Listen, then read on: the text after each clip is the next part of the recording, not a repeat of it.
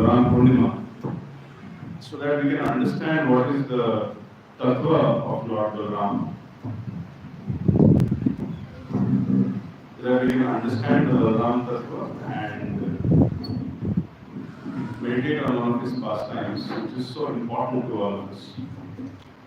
As we have already discussed, that every demon in Krishna Lila represents an anartha, an unwanted quality which is secretly harboring in our heart. And every action which happens in Krishna Lila is symbolically having a very deep significance, a very deep meaning in our lives. So today we are going to discuss these two aspects. Briefly, I would like to touch upon the aspect of the Guru Tattva and Sri Balaram, and then we'll get into the pastime of Dhenukasur, Mardan. So as we all know that Lord Balaram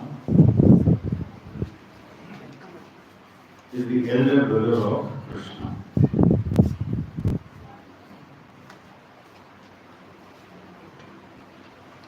So, Srila Prabhupada would always say that to execute Krishna consciousness, one needs some spiritual strength.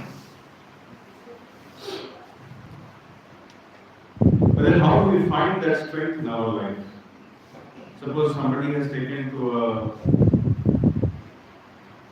a conviction or a vow that I will chant these many number of rounds daily, I will attend the morning program daily, I will continue to do some seva and distribution.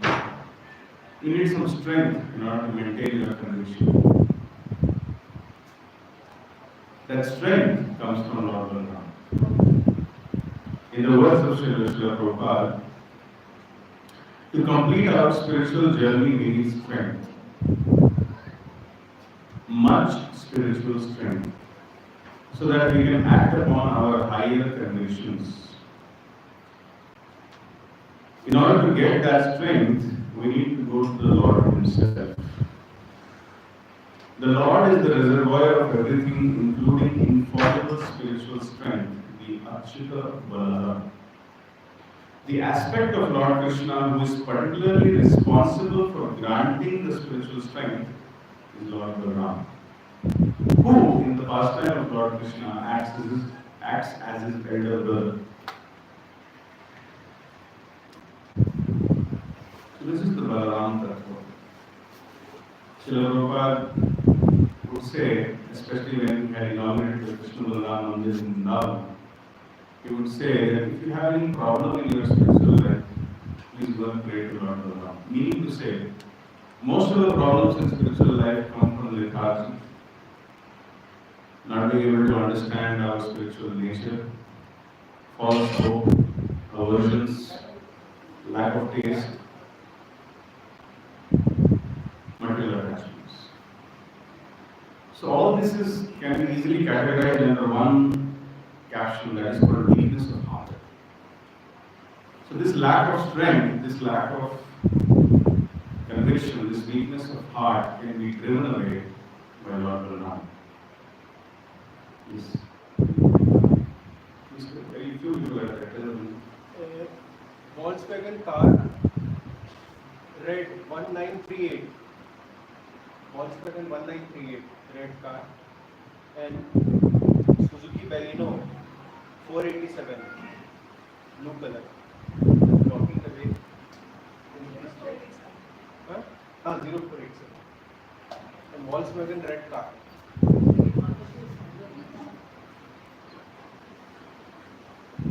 So there is a very nice verse in the 14th chapter of Bhagavad Gita. It says, Mam Chayoga Vicharena Bhakti Yogena Sevate Sarvanana Samtitekan Brahma Bhuyaya Karamate. One who engages in full devotional service, unfailing in all circumstances, at once transcends the modes of material nature and thus comes to the level of Brahma. So this unfailing devotional service which is unfailing in all circumstances, that is a gift from Lord Balaram. So therefore in the 7th canto, Srila Prabhupada says, One cannot attain the goal of life without the mercy of Sri Balram. When one receives the mercy of Lord Balram, Lord Nityananda, one can attain the lotus feet of Radha and Krishna very easily. So this is the science of Lord Balram. This is Balram Tattva. Very, very important. See, Krishna is Brajendra Nandana, he is Ras Vihari. His only occupation is to reciprocate his pure devotees.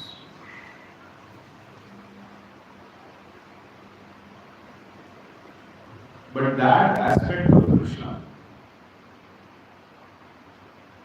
which encourages those souls which are not yet pure devotees, or even pure devotees for that matter. That aspect of Krishna which encourages everybody to come together and serve Krishna, that is called Balram.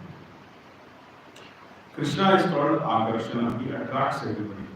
And Balram is called Sankarshana because he brings everybody together in the material world especially. The job of Guru or Acharya is to bring everybody together and engage them in the service of Krishna, and that is Balram Tattva.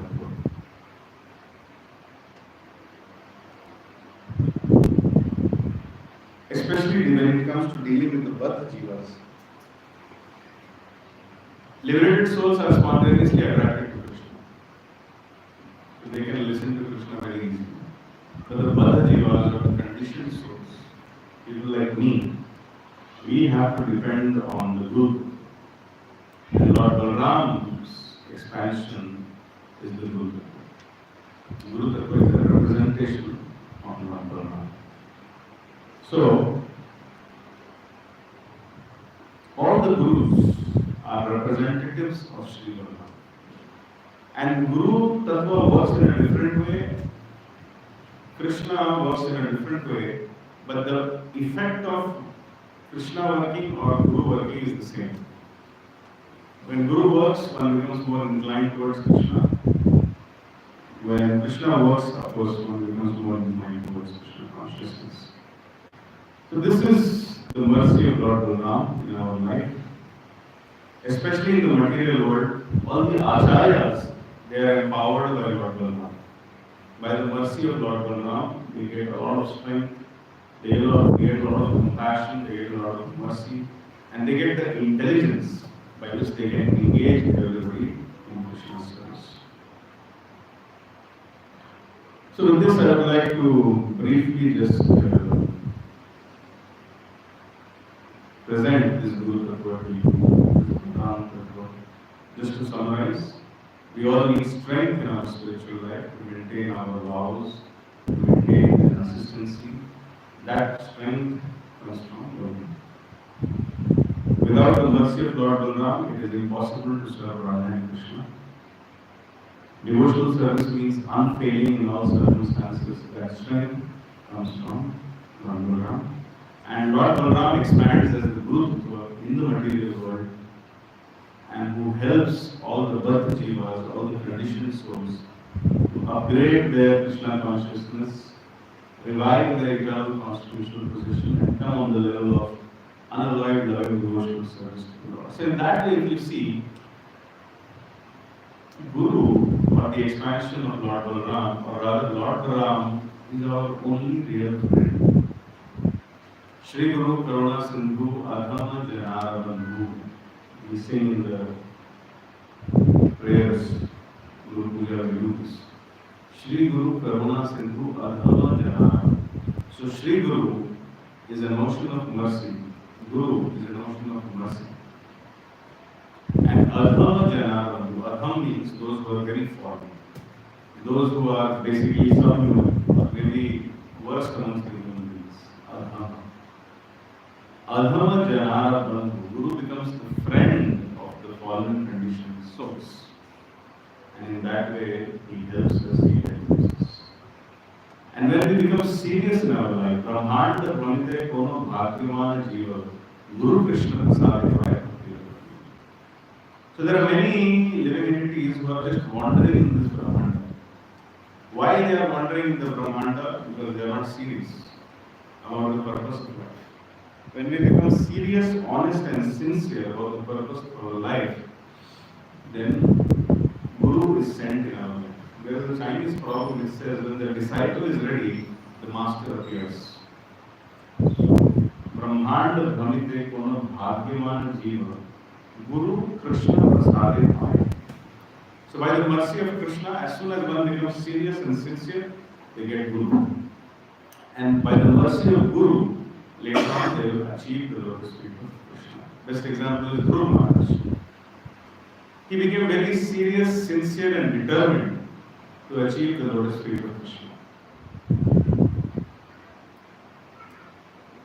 And then Krishna immediately sent Narada. He said, okay, you please go and test his determination and give him guidance.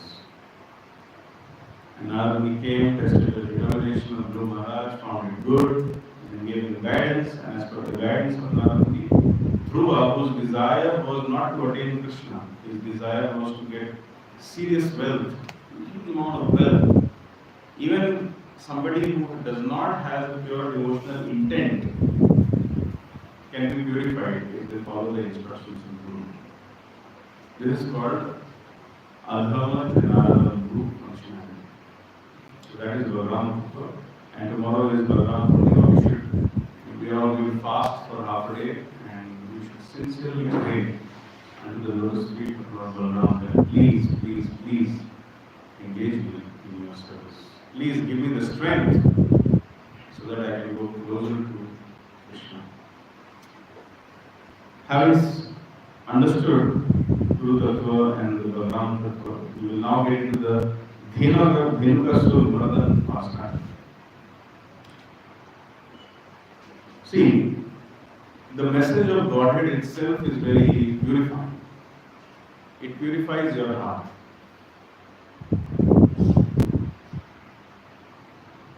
However, along with the purification of heart, it is important to derive some lessons from this pastimes. The Bhagavatam says, Srinvatam Swakatha Krishna Punya Shravana Kirtanam Hridayantos Thohi Abhadrani Vidnoti Suresana. Simply by hearing the pastime of Krishna, when you hear such pastime, Dhenukasur pastime, Bhutanalila, Kalya, and all the other pastimes of Krishna, when you will hear it, Punya Shravana Kirtana, that is a great activity which has been performed and makes us very, very fortunate. And the result of this great fortune is we get an opportunity to cleanse our heart. The heart becomes cleansed. We get an opportunity, we get a desire. For example, sometimes we are addicted to some bad habit or we are addicted to some base sense gratification. But for once in our life, we get in the association of devotees, whenever for once we get a taste, a small glimpse of that higher state of happiness, which is beyond this base sense gratification, then we can never forget it. And we'll always be hankering for it. So, the ability to experience that eternal happiness comes when we sincerely hear the Hari. Krishna inspires us when we hear Hari Katha. In the process of listening to Krishna Katha, that spiritual spark which is dormant gets awakened, and for a moment we realize what is the purpose of our life and how blissful it would be to be in the association of Krishna, how blissful it would be to serve Krishna. But again, because the onslaught of the material energy is very, very strong, and we spend only, let's say, 1.5 hours a week in the association of devotees hearing Hari Katha, that too with great difficulty. That's why when we go out, because of the onslaught, the desire to serve Krishna, the desire to please Krishna goes away. But again, as all of you are sitting here, Is any bad thought or any stupid other engagement lethargy coming in your mind? Is it coming to your mind? No. Because we are all sitting together in the association of humans. But the moment you give up this engagement and just get inside your vehicle and just go out here and there, it's very difficult to think of Krishna. So that's why we often stress that regularly coming to hear the name, form, qualities and pastimes of Krishna in the association of devotees is the most important activity of our spiritual life. Sometimes it pains my heart to see that devotees don't understand this. The mind will cheat us. It will give us 1,000 reasons to not listen or not go in the association of devotees, not go to the Sunday feast, because it seems that there are other important activities to do at this time. But that is a trick of mind, we should not follow. So, Srinvatam Swakatha Krishna, Purnishram. So, the desire, when we hear Hari Katha, we experience a consciousness for a moment only sometimes. We experience a divine consciousness, which is devoid of lust, anger, greed, illusion, and business and actions. And when we experience it, we feel, oh, it's so good. I want that. I wish I could have it for the rest of my life. That desire to become pure, that desire to awaken my dormant Krishna consciousness comes when we hear Hari Katha. But then we need a very strong intelligence to always remember it and never forget it. We need a strong intelligence, a sharp memory. All that happens when we derive lessons from the Hari Katha. So there are two parallel aspects of Hari Katha. Number one has to relish it. One should not sleep during Hari Katha. And second is, one should be able to derive the lessons from it so that they can remember it. So today, I am going to tell you the whole Dhenukasur pastime, which I will hope that you will relish, because it is a pastime of Lord Balaram. And every now and then we will keep deriving some lessons which we can practically apply in our life. As I said, every aspect of Krishna Leela is very deep and it has a symbolic meaning. Today we will try to explore that. Even before we start discussing an anartha, we would like to know what is the root cause of that one. Correct? If we are discussing enviousness, we should understand how enviousness starts or what is the source of enviousness. Similarly, today we are going to discuss an anartha, which is the anartha of being or feeling that I am the enjoyer of everything. The enjoyer mentality, the ass mentality. That is the Dhenukasur mentality. So, just like we like to go to the root of every anartha, sometimes we also would like to know what is the past history of a demon, so that we can properly understand it. So I'd like to tell you a little bit the past life of Dhenukasur. All these demons in their previous lives, they were very good people. But because they made some mistakes, rather gross mistakes, as a result of which they fell into this trap. The lesson derived from this is that nobody is completely bad. It is because of the choices they have made in their life and the kind of association which they have chosen to be in forces them to be bad or uplifts them to the stage of goodness. Meaning to say, there is always hope for everybody. There is no such thing as hopelessness. And there is no such thing as eternal condemnation. I am eternally condemned for the rest of eternity. There is always hope. So this Dhenukasur, you will be surprised to know that there is a very famous personality called Bali Maharaj. who is the grandson of Prahlad Maharaj. Bali Maharaj is very famous in Kerala area. They celebrate a festival, which is, what is that festival? Onam. Where Vaman Dev comes and defeats Bali Maharaj, and his defeat is so glorious that even after lakhs and crores of years, they are still talking about, look how Bali Maharaj got defeated. So Bali Maharaj had many sons, and one of his sons' name was Sahasik. So basically, this Sahasik comes in the dynasty of Prahlad Maharaj. He, due to bad association, lost track in his life, and at one point of time, on the Mardan Parvat, on the mountain called Mardan, he was enjoying with 10,000 women on the Mardan Parvat at the same time.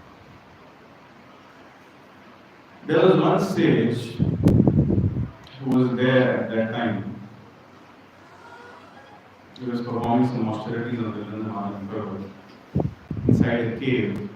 But because of the party and the dancing activities and the other ruckus which was being created by these 10,001 people in the Mardan Parvat, that sage was being disturbed. The name of that sage was Durvasa Rishi. And we all know what Durvasa likes to do. What does Durvasa Rishi like to do? Actually, Durvasa Rishi likes to be merciful on people. And in order to express his mercy, he expresses his anger. And if you will carefully note, all the cases where Durvasa Rishi has cursed someone, those curses have been blessing in disguise. Carefully analyze. Just like Narad Muni, he became merciful on the two sons of Kuvera, Nalakuvara and Manigri. And his mercy came in the form of curse. And as a result of that curse, Nalakuvara and Manigri, they became devotees, God devotees of Krishna. They are, in the demigod society, there is hardly a pure devotee. But Nalakuvara and Manigri are two demigods who are pure devotees. And their job is to preach in the demigod society. That is the glory of curses. So Durvasa Muni cursed Sahasik, who is the great grandson of Prahlad Maharaj. Why this situation came in the first place? Because unlike Prahlad Maharaj, unlike Bali Maharaj, Sahasik could not make devotional service as his main priority. Srila Prabhupada always says sense gratification and Krishna consciousness will go ill together. If somebody wants to do sense gratification also, and if somebody wants to practice Krishna consciousness also, he must be a fool. It's like somebody is trying to burn a piece of wood, and every time a little fire catches, he puts one bucket of water. And again he tries to burn it, a little bit fire catches up, again water. He is a fool. So Sahasik was cursed. Durvasa Rishi cursed him that you are acting like an ass. So you become an ass. So immediately he became a very glorious donkey whose name was Dhenukasur. This Dhenukasur survived for a long time, lived for many yugas, giving trouble to people. But there was another greater demon who defeated Dhenukasur. His name was Kamsa. So Kamsa defeated Dhenukasur and made him his slave. And Kamsa could understand the nature of Dhenukasur. What is the nature of a donkey? The nature of a donkey is that he works very hard. And what he gets in return? 2 rotis. But for 2 rotis, he works for 16 hours a day, or maybe 18 hours a day. Have I told you the story of 2 donkeys? Should I say it again? Yes, stories need to be repeated. So once there in Bangalore, there were two donkeys. Both the donkeys were regularly beaten up, regularly sent email escalations. They were regularly harassed, made to work on weekends. Sometimes they had to cancel their leaves.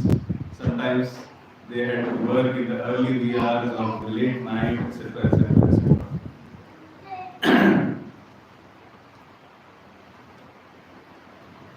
They would be given very little reward of the great hard work which they are doing. Why I am saying little is because whatever they would get would be an illusion. They were thinking that, oh, I am getting so much. But they were not able to realize that I am not able to use what I am getting also. Does it make sense? Does it sound relevant? I am getting 3 kgs grass every month. Wow. But I am not able to realize that I am consuming only 100 grams. And the other 2,900 grams is just illusion. I will not be able to use it in my life. I will not be able to have anything with it. But some pride is there. I am using it. So Dhenukasur was like that. If you carefully analyze Dhenukasur's life, he was given the job of guarding Talvan. And Talvan was full of very tasty, aromatic tal fruits. This Dhenukasur was such an idiot that he himself used to not eat and he would not let others eat. So one of these donkeys, coming back to the Bangalore donkey story, one of these donkeys got self-realization one day that I am working so hard and the results of the work are not even enjoyable by me. And all it leads to is frustration. And I get so much little time to do things which are important.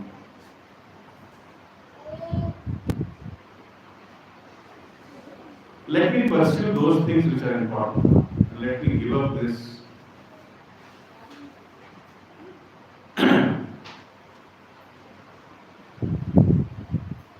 let me give up this insulting life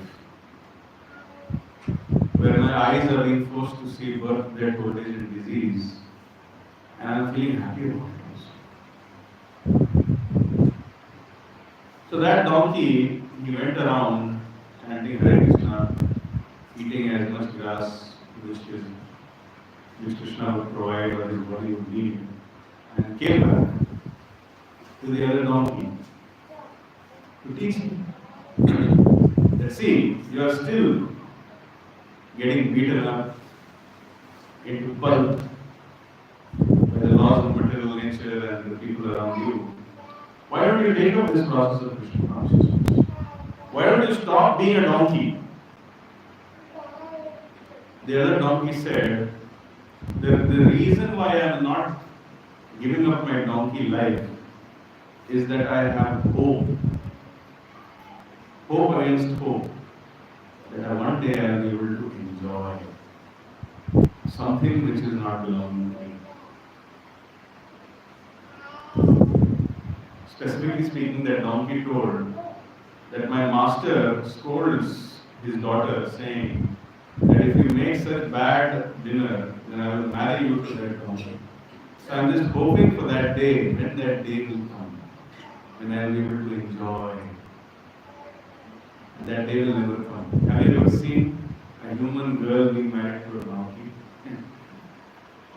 So donkey character means they will have hope against hope, that by making some adjustment here and there, putting an AC, getting a car, or going for a holiday, or buying this life insurance, or changing my job, or earning more money, or getting this extra degree, or they have hopes that making some adjustments here and there, I'll be able to be happy in life. A person who does not understand his eternal constitutional nature as a spirit soul who is at the bodily platform and who has hopes that by doing something in this world other than Krishna consciousness, I will be happy, is a donkey.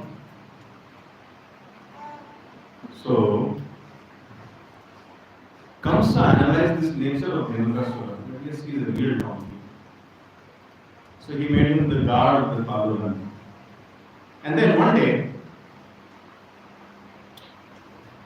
few friends of Krishna, they are named in Srimad Bhagavatam, Sridham, Subal, and Stok Krishna. They came and they made a request in front of Krishna and Balaram that, my dear Krishna and Balaram, we would like to have those very aromatic, tasty pal fruits. And they spoke these words with a lot of love. In the purport, it is being mentioned, the word premna with love indicates that the request the cowherd boys are about to place before Lord Krishna and Lord Balaram is motivated by love, not personal desire. That means these cowherd boys, they did not want to personally enjoy those tal fruit. They wanted Krishna and Balaram to relish it. And their service mood is so confidential that when they pray to Krishna, they say that we want to enjoy it. Actually, they want to give enjoyment to Krishna. But they present it as if they have a personal desire. But it has been very nicely clarified that the word premna with love indicates the request the cowherd boys are about to place before Lord Krishna and Lord Balaram is motivated by love, not by personal desire. The cowherd boys were eager for Krishna and Balaram to exhibit their pastimes of killing demons, and later on they wanted that Krishna and Balaram would enjoy the delicious fruits of the Tal forest. And therefore they made this request.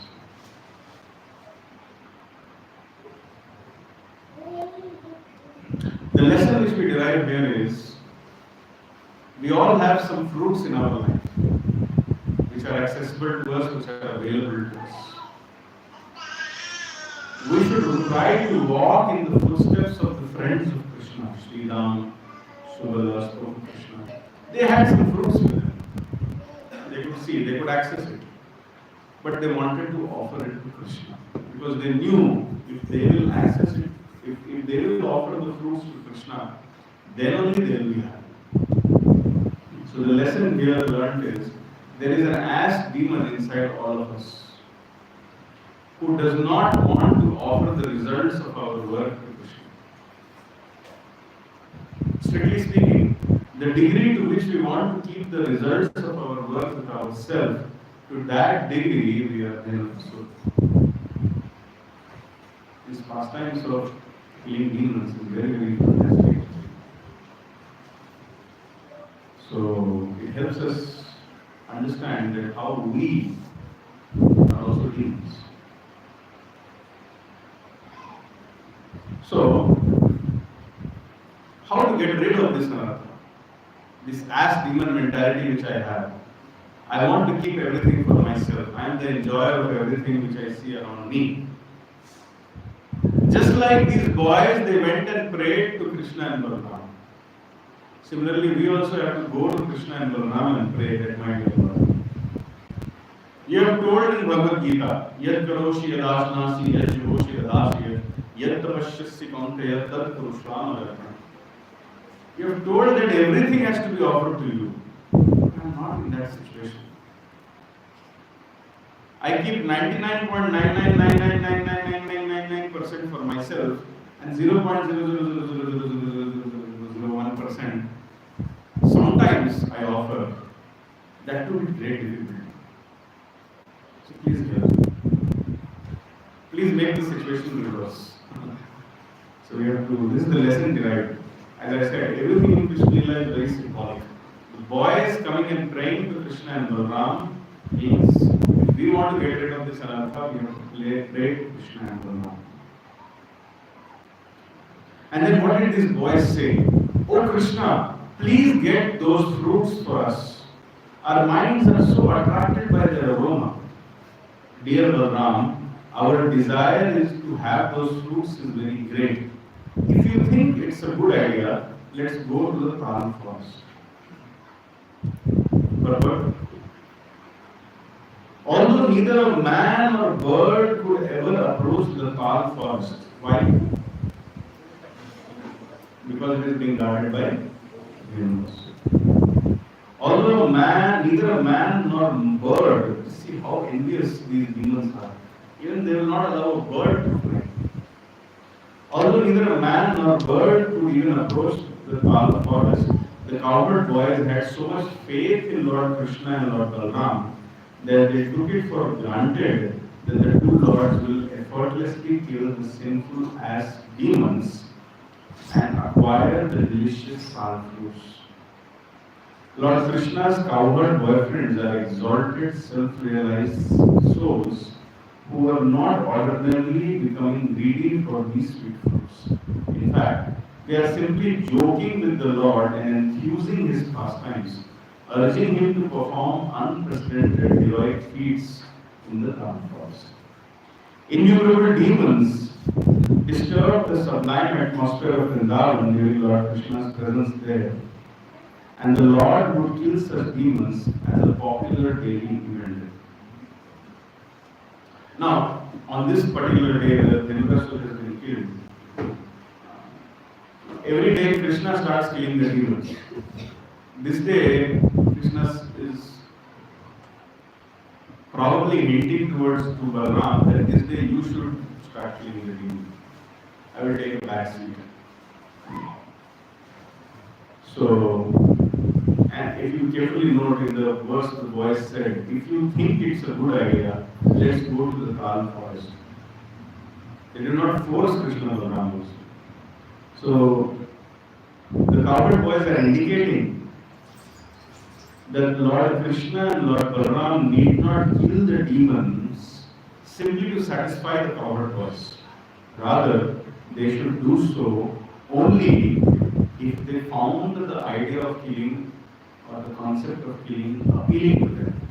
So that's how we should all pray. Oh my Lord, if you may so desire, please help me to nicely chant prayers. We should not force the Lord to do anything. So the lesson learned here is, if we also take shelter of Krishna, the holy names of Krishna, and sincerely follow the instructions of Guru, that is Balram, just like Krishna and Balram will now going to help, or rather now going to kill the Dhenukasur and the family of Dhenukasur which is there in Talvan. Similarly, if we also chant Hare Krishna and follow the instructions of Guru, the as demons within our heart will also be killed by the divine combination of Guru and Krishna. That is the lesson which is there. As you see, with each verse we are able to derive some lessons. What was the first lesson we learned? Who can tell me? Sorry? One's hope of them fear Lord. Okay. The first lesson, when I will say a lesson, I will specifically highlight it.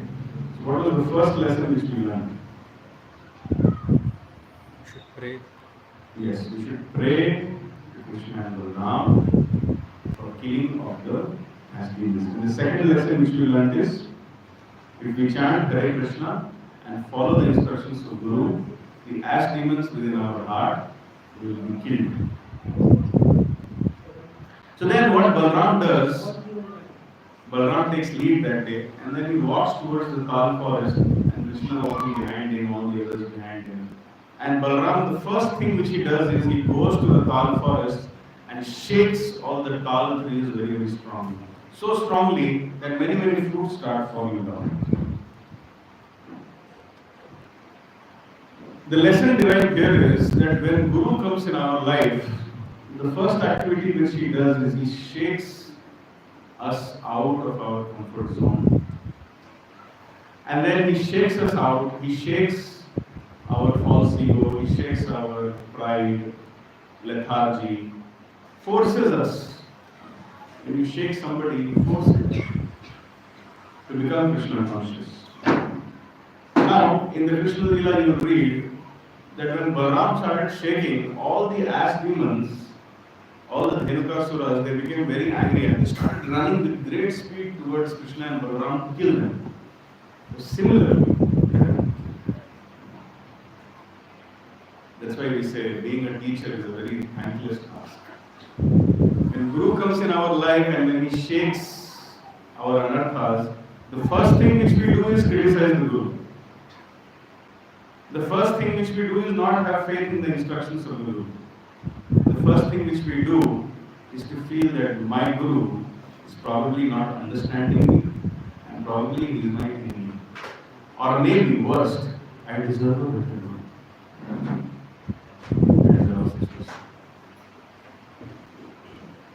So therefore, when Guru shakes the Palavan forest of our heart, where we as spirit souls are lying down lethargically as an ass demon, then the ass demons from our heart and mind, they become very angry at the Guru. That ass demons say that who is this personality calling himself His Divine Grace A.C. Bhaktivedanta Swami Prabhupada, who is asking me, the Prabhu, the enjoyer, to surrender? Who is he to tell me to surrender? I will not surrender. I will eternally chant 4 rounds. I will eternally not be serious. I will eternally not change my attire, even when I come to temple. I will eternally remain a materialist. Who is he to tell? Whatever I am doing is enough. Don't ask for more. I will continue my material life, and you should be thankful that I am chanting 4 rounds. This is Dhenukasur. And my dear Guru, it is better you shut up now. Enough is enough. When the Lord wants, I will increase. When the Lord wants, I will become a devotee. You mind your own business. You don't know. This is Dhenukasur. So, this is the struggle of our mind. Our mind struggles to listen to even one single holy name. But we are still very proud of ourselves. Proud of our so-called achievements, which lose all significance with our death. We fail to listen to our spiritual master. And then, again, the next activity what Dhenukasur does is, he starts kicking at the chest of Balaram. Balaramji is standing like that, and with the hind legs, he kicks. Do I need to explain what this means? It means that a conditioned soul starts committing offenses towards the spiritual guide, mentor, or the Guru. However, what did Lord Balaram do? Did he say that, oh, Dhenukasur has kicked me, I don't want to see him? Lord Balaram gave him the treatment despite being kicked. Now you tell me, what benefit will Lord Balaram get by treating or killing Dhenukasur? Will he get any benefit? No. Dhenukasur has kicked him. Don't think from a material consciousness that if someone comes and hits you, I have to hit him back. This is a material idea. This is a conditioned soul thought process. Suppose if you are sitting and there is a leaf which flies and comes and falls on your face, will you become angry at the leaf?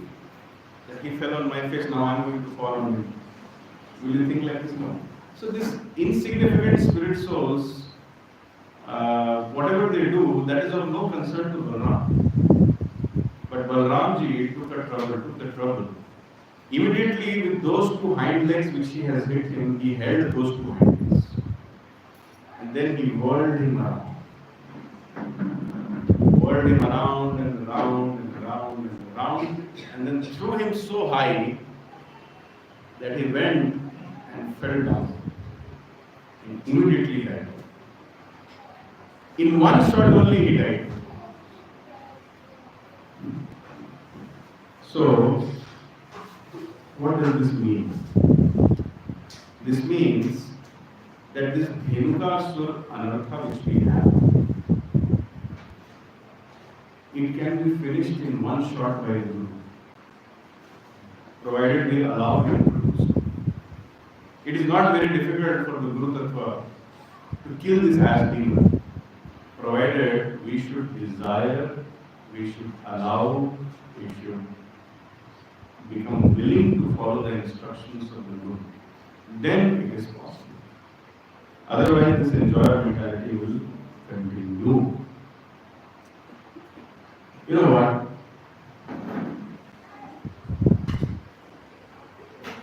These demon killing pastimes are very, very important. That is why Vedas has put this in Srimad Bhagavatam. There are two kinds of pastimes of Krishna. One is the eternal pastimes which happen in Golok Vrindavan, and one are some pastimes some of the pastimes which happen only in the Bhauma of Vrindavan. So the daily pastimes, they happen in Golok Vrindavan, and the occasional pastimes, they happen in Bhauma Vrindavan, or the Vrindavan which is on earth. In these occasional pastimes, what are these occasional pastimes? The killing of demons is an occasional pastime. Krishna leaving Braja and going out is an occasional pastime. So, these occasional pastimes, they are not present in the spiritual world. Or rather, we can say these are present in an indirect way, but not directly. And they are actually present only in the material world. By remembering these pastimes, a devotee starts aspiring to destroy those demons which are existing in his heart. By remembering those pastimes, a devotee aspires to destroy his own sinful conduct. So it is mercy of Krishna and Balaram that they have killed these demons. It is not just a fun activity. It's a very deep, introspective activity which we should meditate upon. Many people like to meditate only on the Ashtakarya Leela of Krishna. I find this is the reason why Srila Prabhupada, in every discussion, in every book, in every purport, and in every lecture, highlights that first you understand that you are not the body of this spirit. He was not too eager to discuss Radha Krishna Leela or how some things are happening in the Ashtakarya Leela. No. And fools, they run behind Rasatattva without destroying the sinful conduct of their life. I am struggling with lust, anger, and greed to the degree that I have not even seen the sun rising for many of the days. Meaning I am a very late person in night and a very late person in the morning. I don't have a proper devotional conduct. I have a sinful conduct, but I want to hear about the Ras Leela. This is Dhenukasur mentality. And there are some Kathakars who do this also. Irrespective of who the audience is, they will immediately get on to the intimate pastimes of Krishna. So this is not good. Let's analyze this Dhenukasur anartha more deeply before we get on to the later part of these pastimes. Because the pastime is only this much. Lord Balaram whirls him and kills him.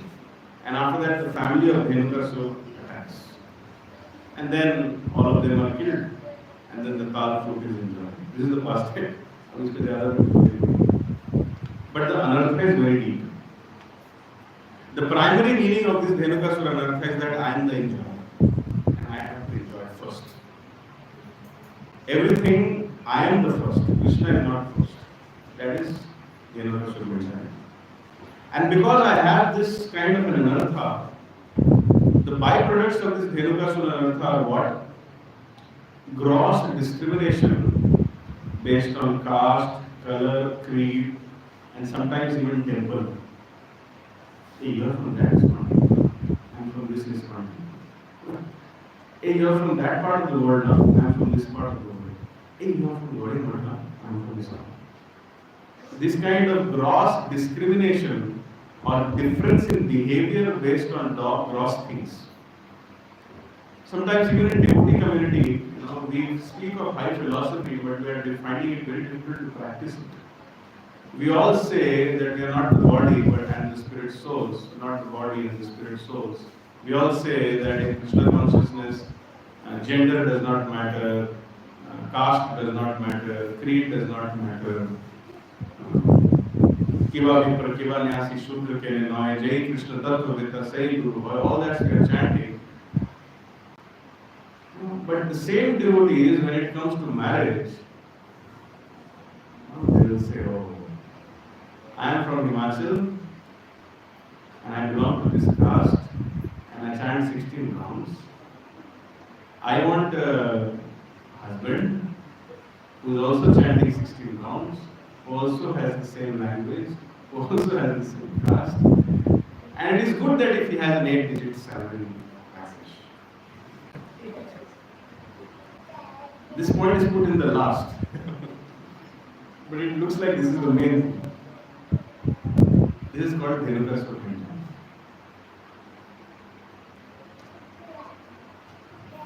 There is a brand called GUCCI. How do you pronounce it? Gucci. One of my students who was earlier staying in base, he was looking for he wanted to get married, so he was looking for a devotee girl. So he got this profile. I really don't get into this, but he came and told me, "Bro, today I've got a profile where the girl is saying that she belongs to the Gauranga and the Gucci gang." I said, "What does it mean to belong to Gauranga and the Gucci gang?" And after that, I really don't want to tell you the description which she had given. And same is with the boys also. So this is the Dhenukasur mentality manifesting in various different ways. Dhenukasur mentality also means ignorance of our own spiritual identity. Dhenukasur mentality also means that I do not understand that there is no difference between Krishna and his holy name. So I am hankering to take darshan of Krishna, but I don't want to chant Hare Krishna seriously. This is also Dhenukasur mentality. And as a result of which, I become an ass. I become a dog. It's like Dhenukasur. He was guarding this tal forest. He was not eating the fruits himself, and he was opposing others also to eat. So therefore, there are some people who do not want to take benefit of the teachings of the acharyas, like Srila Prabhupada. They themselves will not take the benefit. And they will make a propaganda in such a way that others should also not get it. There are some people. They will never take the Krishna consciousness, and they will not let others, they will oppose others also. They take Krishna consciousness. So this is all Dhenukasur mentality and Dhenukasur anartha.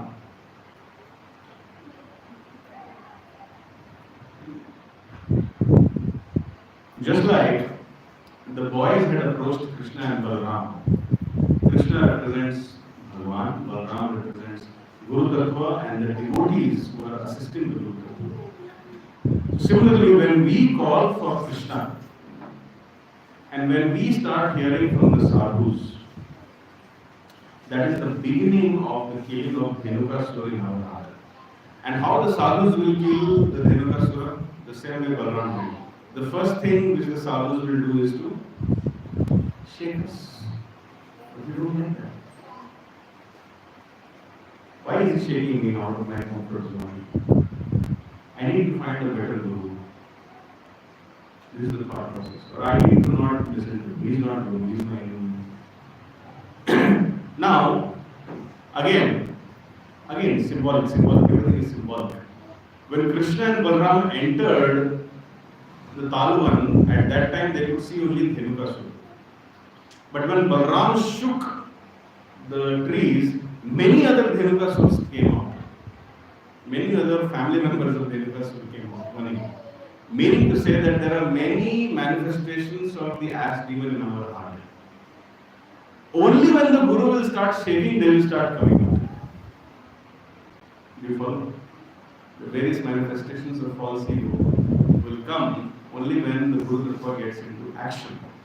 So difficult, Anarthana. I'm also struggling with this. Imagine an enemy whom you have to kill, but you can't see that enemy. Is it possible? In the Ramayana Prasanga, in the Yuddha Kand, there is a section fighting of Indrajit and Meghnad. So Meghnad had this mystical ability of disappearing while fighting. So he would disappear and from nowhere he would fire the weapons, celestial weapons. It was very difficult to fight him. But who can fight with him? Only Lakshmana. Nobody else. Lakshmana represents Guru Tattva, Mardan. So Guru Tattva, when he will come and shake, the hidden demons will come out. And this is the first job of a sadhu. The first job of a sadhu is to shake the hidden anarthas out of our heart. And let's be thankful to a sadhu who does that.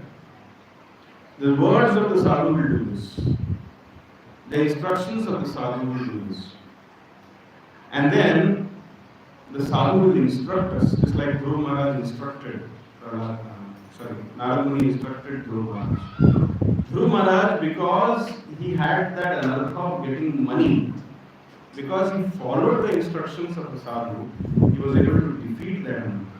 So similarly, the power and the grace to kill the Dhenukasur is there in the instructions of the sadhu. Simply if we, and what will the sadhu say? Hare Naam, Hare Naam, Hare Naam, Ego Kevalam, Kalo Naskeva, Naskeva, Naskeva. Please chant slowly. This is what the sadhu will say. And of course, along with that, we have to follow a few other rules. We have to not be offensive to the holy name. We cannot break the four related principles. We have to be very respectful. Tadvidhi, Pranipatena, Pariprashrena, Seva. All that we have to follow. And when we do that, it is possible to kill the Dhenukasur demon. Srila Prabhupada writes, associating with sadhus, inquiring submissively. This submissively is a serious problem. Dhenukasur means opposite of submissiveness. Sadhusik demon. So associating with sadhus, inquiring submissively, giving up our lethargy in spiritual life, and being willing to follow is the path to killing this Dhenukasur mentality. Now, after that, what happens? Coming back to the past time. Once Dhenukasur is killed, finished. I think in 2 or 3 seconds only he was killed. One of my desires is to make a list of the demons who got killed in just one paragraph. Very recently I was reading something. Shakatasur. When Krishna was a small child, the cart demon came in the form of a cart, got killed in 2 lines in Krishna book and in 2 verses in Mardan. Another demon, this Dhenukasur, got killed in 1 shot. Any other demon you think of that? Dhenukasur gets killed in 2 verses only. He comes, he hits Krishna with the club, and then Krishna hits him, and then he dies.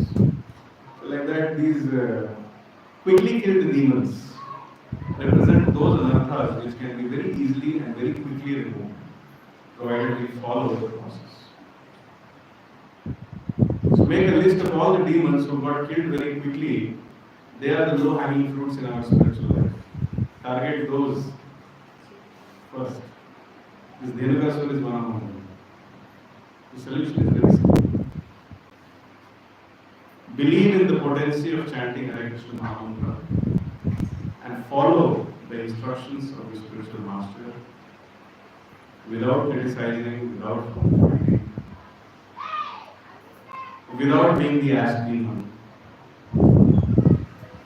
Allowing the words of the Guru to purify us, shake us out of our comfort. This is the easy cure to Dhenukasur demon mentality, which all the residents of the material world have.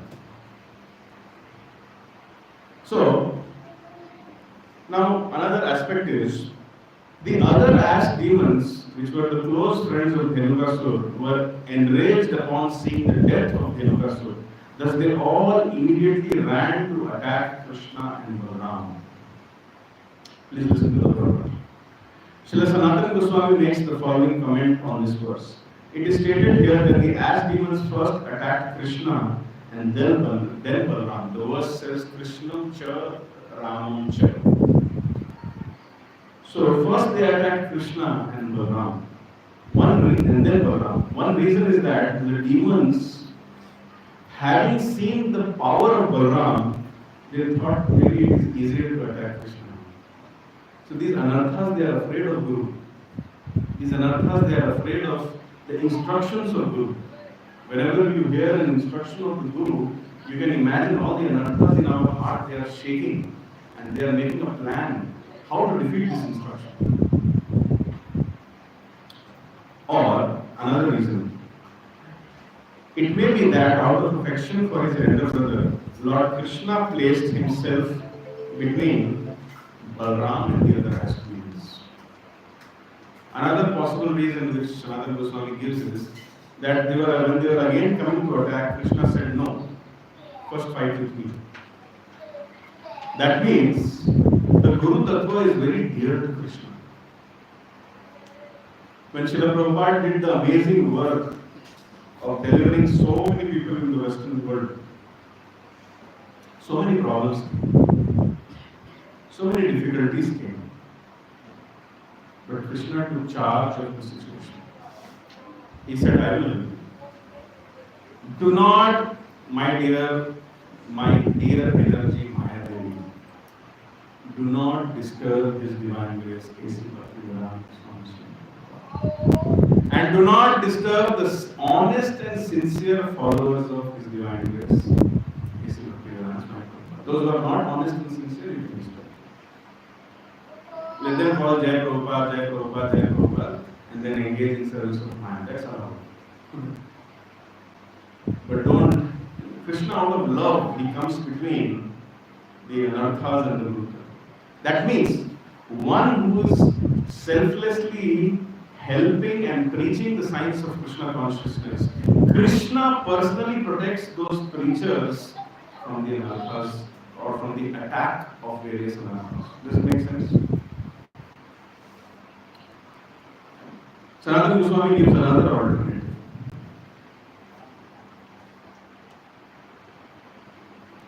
The words Krishnam cha, Ramam cha may also be understood to indicate that Lord Balaram, out of affection for his younger brother, went to Lord Krishna's side. So sometimes when there is a huge attack of adversity, the devotee takes the first step to serve Krishna. A devotee is not anxious to get rid of distress. A devotee is anxious to serve Krishna. That is the lesson which we derive from. And the next, in the whole pastime, very nicely is described, that the earth then appeared beautifully covered with heaps of fruits and with dead bodies of the demons. Why does Vyasadeva write beautifully covered with fruits and dead bodies of demons? What is the beauty in seeing the dead body of demons? Yes. It's when a demon dies, it's a situation to celebrate. No? Uttana has died, Dhenukasur has died, Kalambasur has died, Kesh demon has died. Because a demon causes anarchy and disturbance to everybody, including the personal self. So it's a beautiful thing to have. When somebody passes or crosses or is overcoming the stage of anartha nivritti, that is the most beautiful thing in this material world. There is no other beauty than a person becoming stable in their practice of Krishna consciousness while battling with various anarthas. Parallelly praying to Krishna and Balaram. This is the most beautiful thing. Just like when a child starts walking, maybe that child will start walking after some time. So that all the parents will see so happily. No? The child will walk, the child will fall, again the child will walk, the child will fall. That is the only bliss in parents' life. After some time, when the child grows up and starts showing the past samskaras and anarthas, so much bliss is not. Dealing with the spirit soul and the samskaras of the spirit soul who has been given to us as a child is not so blissful also. But especially that part when the child is learning to walk is very blissful to see. All parents will agree. So when we are battling with our anarthas and we are sometimes struggling, sometimes succumbing, sometimes becoming victorious, it gives a lot of pressure to Krishna to see this. And just see, for millions of lifetimes, the soul was sleeping. Now he has begun to walk towards me. Sometimes Krishna doesn't, I would like to, today in the morning I was discussing this with another group of devotees. Sometimes we feel that we are praying, but Krishna is not responding to our prayers. So I would like to quote from the 10th canto of Bhagavatam, 32nd chapter, sloka number 20. This is a statement from the Ras Leela section. Sometimes Krishna chooses not to respond, and that is his response. His seeming lack of response is his chosen response actually. Please listen to this properly. Krishna is saying to the gopis, for those surrendered souls who worship me through Nam Kirtan, I do not respond in order to make their worship more perfect. O gopis, who cannot understand my real intention, not seeing me, those surrendered souls, they develop deep humility, feeling, alas, alas, everything which I have done has become useless. Why? Because I am an offender to Krishna. And because of that, Krishna has not shown even the slightest of favor towards me. Let me be damned. And by constantly thinking in this way, those who have not yet developed mature love and affection towards Krishna, they become very bright, very effulgent in their practice of Krishna consciousness. And this whole thought process that I'm an offender and I don't deserve a restoration from Krishna, this thought process kills the lust, anger, greed in the heart. And it awakens pure devotion which is full of power and brilliance. So Krishna's seeming lack of response is what he has chosen to respond with. Sometimes, when I was a small child, I didn't like to go to school. I'm just sharing my personal experiences because I can only share my personal experiences. I cannot share your experiences. I was in the lower kindergarten. It was raining that day. I had bought a new set of crayons and I was very happily coloring a mouse under a mushroom. And there came another person from the upper kindergarten. Standing at the door, that girl, she started talking to us and we were like sages of 9-7 and she was so responsive. And she came and told, it's so difficult in UKG. I cannot tell you. Many things that girl told. But this one thing pierced my heart. That as I go up, things will be different. So that day onwards, all my joy and bliss disappeared. After that, I was like, I don't want to study.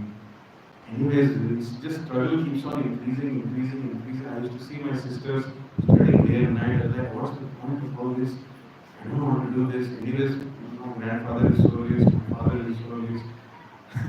So my mother was very unhappy when she was hearing all this. So she would take me to the school and I would be crying. I remember once I was holding to her gold chain and I snatched it and I broke it also. I don't want to go to school. and she would throw me inside the school campus and hide outside the gate. And I would be holding the gate and crying and crying and crying and crying. Why did she do this? Her seeming lack of response was her chosen response, because that was good for me. Similarly, we are in that stage in our Krishna consciousness. We don't want to serve Krishna, we want to remain as Dhenukasur, we don't want to chant. So when we chant, Krishna lets us feel that we are ignoring him. And then we cry and cry and cry and cry until our anarthas get cured. Are you able to understand? So,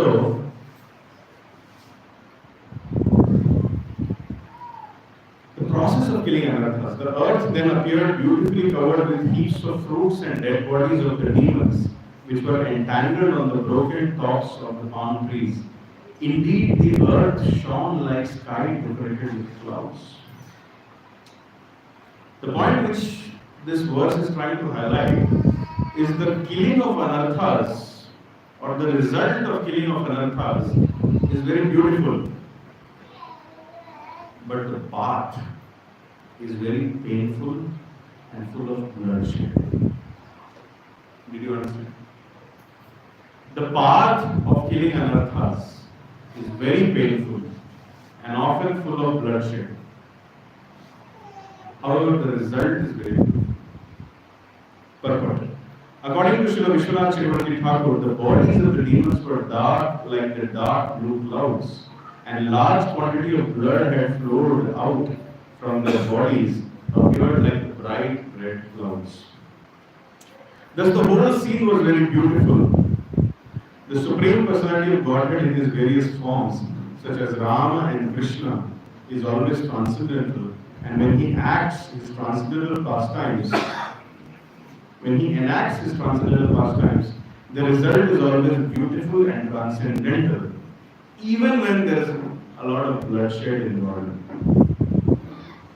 like the killing of stubborn ass demons.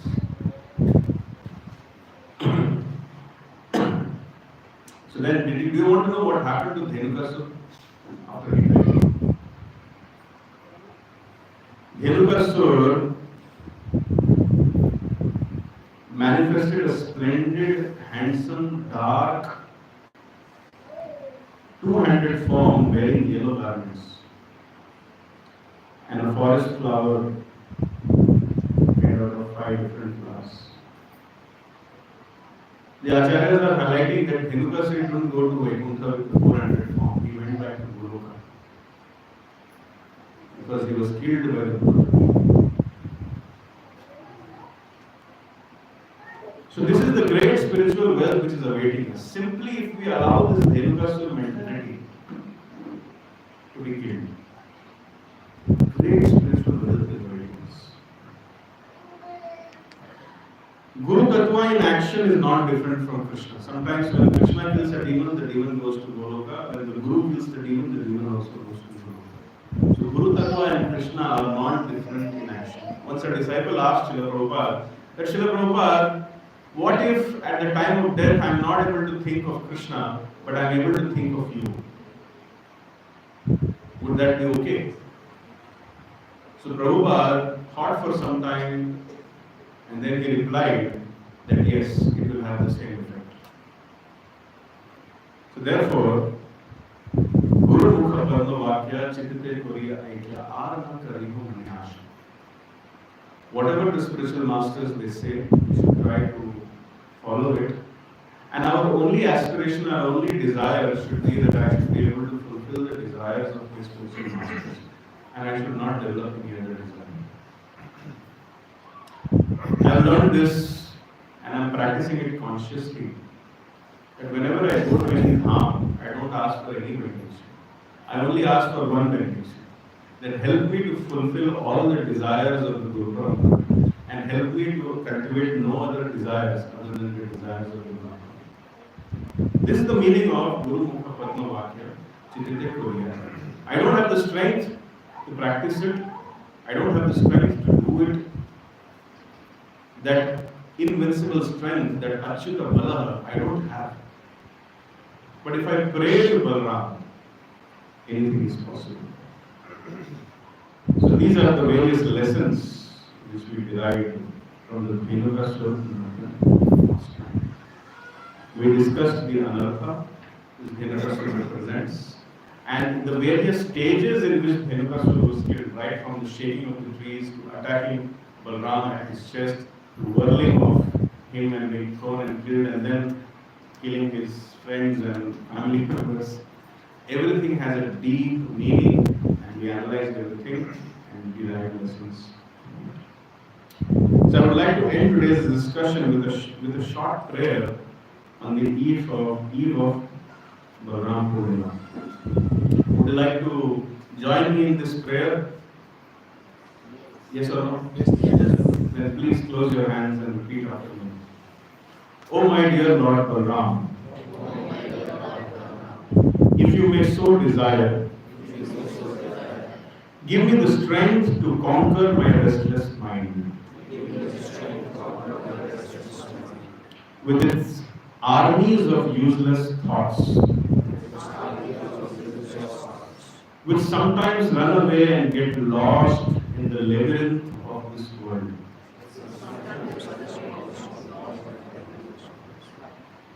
Please engage me in the service of Sri Radha and Krishna.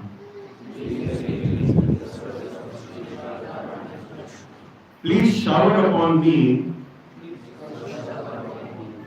your mercy of spiritual strength, so that I can act upon my deepest spiritual desires and make my life successful.